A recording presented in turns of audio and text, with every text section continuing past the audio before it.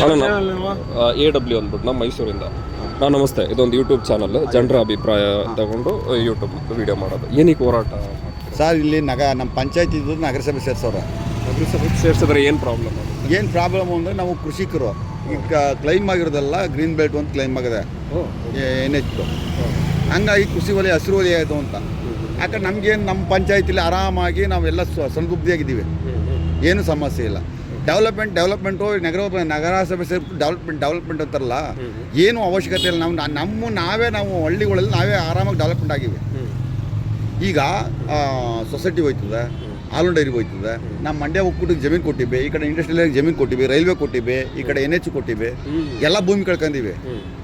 ತಿರ್ಗಾ ಇನ್ನೂ ಇರುವ ಆಸ್ತಿನೂ ಕಿಕ್ಕೋಬೇಕು ಇವ್ರು ನಗರಸಭೆಗೆ ಸೇರಿಸ್ಬಿಟ್ಟು ಅಂದರೆ ನಮ್ಮ ಹಸಿರು ಹೊಲದಲ್ಲಿ ನಾವು ಹೆಂಗೋ ಜೀವನ ಮಾಡ್ತಾವೆ ತಾನೆ. ಇವ್ರೇನೋ ಅಪೇಕ್ಷೆ ಪಟ್ಟಿದ್ವಾ, ಕೇಳಿದ್ವಾ?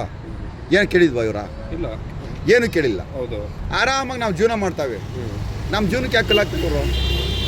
ಅಲ್ಲ, ಇಷ್ಟೊಂದು ಡೆವಲಪ್ಮೆಂಟ್ ಮಾಡಿ ತಿರ್ಗಾ ಏನು ಸೇರಿಸ್ಬೇಕು ಅಂತ ಇದ್ದಾರೆ. ಏನು ಸೇರಿಸ್ಬೇಕು ಅಂದರೆ ಇಲ್ಲಿ ನಮ್ಮ ಪಂಚಾಯತಿದು ಆದಾಯ ಜಾಸ್ತಿ ಆಯ್ತಾ. ಈ ಕಡೆ ಇಂಡಸ್ಟ್ರಿ ಅದು ಮಂಡ್ಯ ಡೈರಿ, ಈ ಕಡೆ ಇಂಡಸ್ಟ್ರಿಯಲ್ ಏರಿಯಾ ಅದು. ತಿರ್ಗಿ ಅಲ್ಲಿ ನಗರಸಭೆಯಲ್ಲಿ ಅಲ್ಲಿ ಚೆನ್ನಾಗಿ ಒಂದು ದೊಡ್ಡಿಲ್ಲಿ ಆ ರೋಡ್ ನೋಡಿದ್ರೆ ಅವ್ಯವಸ್ಥೆ ಆಗ್ಬಿಡ್ತದೆ. ಅಲ್ಲೇ ಡೆವಲಪ್ ಅಲ್ಲ. ನಾವು ಪಂಚಾಯತಿ ಇಟ್ಕೊಂಡು ನಮ್ಮ ಪಂಚಾಯತಿಲಿ ಆರಾಮಾಗಿ ಕಾಂಕ್ರೀಟ್ ರಸ್ತೆ ಎಲ್ಲ ಮಾಡ್ಕೊಂಡು ಆರಾಮಾಗಿದ್ದೀವಿ. ನಾವು ಇವಾಗ ಅವ್ರು ಏನು ಬದಲಾವಣೆ ಮಾಡ್ತಾರಂತ ಇಲ್ಲಿಗೆ ಏನು ಬದಲಾವಣೆ ಅಂದರೆ ಅವ್ರೇನು ನಗರೀಕರಣ ಮಾಡಿಬಿಟ್ಟು ರೈತರಿಗೆ ವ್ಯವಸಾಯ ಮಾಡೋಕ್ಕೆ ಜನ ಸಿಗ್ತಾ ಇಲ್ಲ, ಕೂಲಿ ಕಾರ್ಮಿಕರು ಸಿಗ್ತಾ ಇಲ್ಲ. ನಾವು ನಗರೀಕರಣ ಮಾಡ್ಬಿಟ್ಟು ಉದ್ಯೋಗ ಕೊಡ್ತೀವಿ ಅಂತ ಏನು ನಗರೀಕರಣ ಮಾಡಿ ಏನು ಉದ್ಯೋಗ ಕೊಟ್ಟರು? ರೈತರು ಈಗ ಕೃಷಿ ಕಾರ್ಮಿಕರಿಗೆ ನಾವು ವ್ಯವಸಾಯ ಮಾಡೋರು, ರೈತರು ಕೂಲಿ ಕಾರ್ಮಿಕರು ಸಿಗ್ತಾ ಇಲ್ಲ ಅಂದ್ಬಿಟ್ಟು ನಗರೀಕರಣ ಮಾಡ್ತೀವಿ ಅಂತ ಅವ್ರ MLA ಸ್ಟೇಟ್ಮೆಂಟ್ ಕೊಟ್ಟವ್ರೆ. ಇದರಿಂದ ಏನೇನು ನಷ್ಟ ಆಗುತ್ತೆ ಅಂತಾರೆ?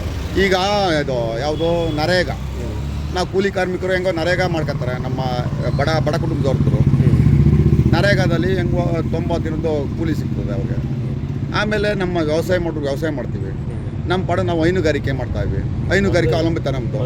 ಆಮೇಲೆ ಈ ಕಡೆ ಗಾರ್ಮೆಂಟ್ಸು, ಈ ಕಡೆ ನಾವು ಜಮೀನು ಕೊಟ್ಟಿರೋದಲ್ಲಿ 15,000ರಿಂದ 20,000 ಜನಕ್ಕೆ ಉದ್ಯೋಗ ಕೊಟ್ಟಿದ್ದೀವಿ.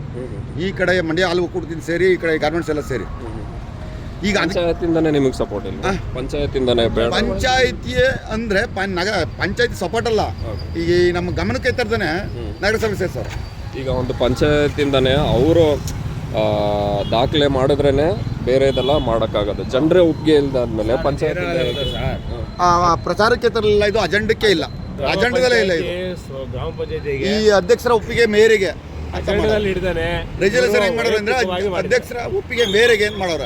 ಅಧ್ಯಕ್ಷರು ಒಬ್ಬರೇ ಸುಪ್ರೀಮಾ ಇಲ್ಲ. ಮತ್ತೆ ನಮ್ಮ ಹಳ್ಳಿ ಕೂಲಿ ಕಾರ್ಮಿಕರು, ಸ್ತ್ರೀ ಶಕ್ತಿ ಸಂಘರು, ನಮ್ಮ ವ್ಯವಸ್ಥಿತವಾಗಿ ಎಲ್ಲ ಸಂಘಟನೆಗಳು ಎಲ್ಲ ಇದೀವಿ. ನಮ್ಮ ಗ್ರಾಮದ ಯಜಮಾನರುಗಳಿದ್ದಾರೆ, ಅವ್ರವ್ರೆ 4 ಜನ ಯಜಮಾನರು ಮಾಡಿದ್ರೆ ಏನು ಉಪಯೋಗ ಏನು ಕೊಡ್ತಾರೆ? ರೆಜಲ್ಯೂಷನ್ ಏನು ಮಾಡೋರು? ಅಧ್ಯಕ್ಷರ ಒಪ್ಪಿಗೆ ಮೇರೆಗೆ ಒಂದಾಯ್ತು. ಆಮೇಲೆ ಯಾರು ಒಪ್ಪಿಗೆ ತಗೊಂಡಿರು? ಅಜೆಂಡನೇ ಇಲ್ಲ, ಅದು ಪ್ರಚಾರನೇ ಇಲ್ಲ, ಗ್ರಾಮದ ಜನಸಂಖ್ಯೆ ಜನರ ಒಪ್ಪಿಗೆನೂ ಇಲ್ಲ, ಏನೂ ಇಲ್ಲ. ಇವತ್ತಿನ ದಿನ